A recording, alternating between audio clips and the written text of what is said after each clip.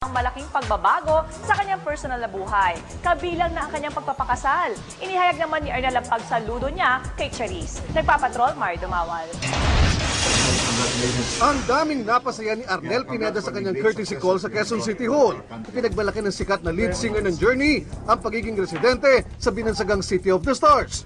Nakakagulat din ang pagkanta ni Arnel ng isa sa mga paboritong kanta ni Quezon City Mayor Sonny Belmonte. Tell me what's wrong. You're enchained by your own sorrow. In your eyes. Galing. I don't wanna talk about things you've gone through. Uy, kwan lang ako Admirer lang ako, walang talent. Matapos ng matinding sakripisyo at hirap sa Journey Concert Tour, sabik ng ipagdiwang ni Arnel ang Pasko kasama ang mga mahal sa buhay sa Pilipinas. Merry Christmas sa mga kapamilya and sana lahat tayo magkaisa-isa ngayong darating na Pasko. Excited din niya ibinalita na ikakasalan sila ng kanyang partner sa bagong taon. Give you more inspiration. Hindi mo iniinda yung pressure ng work. After the work, you're looking forward na makakasama mo na sila agad.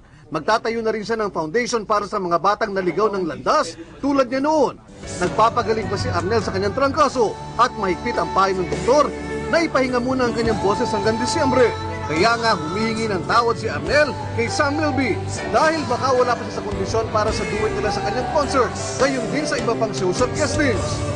I just want to apologize sa lahat ng viewers. Lahat ng pagod ko galing dun sa 69 shows ko. Ngayon talaga lahat bumagsak. Nagkatrangka. So I'm still waiting for advice ng doctor kung kailan talaga ako pwede mag-continue ng work.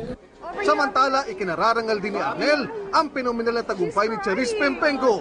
Grabe. I think isa rin siyang phenomena na I think na kailangan suportahan ng mga kababayan natin. She will be really big.